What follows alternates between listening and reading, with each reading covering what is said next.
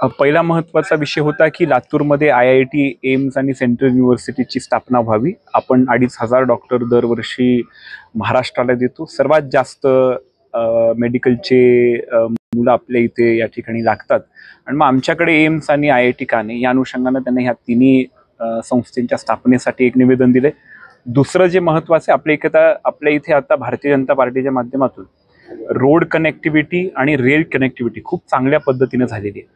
पण आपलं एअरपोर्ट कार्यान्वित होऊन त्या ठिकाणी सेंट्रल गव्हर्नमेंटची उडान स्कीम आपण लागू करून आपल्या सामान्य जनतेला विमानसेवा कशी देता येईल या संदर्भातलं सुद्धा एक निवेदन त्यांना आम्ही दिलेलं आहे.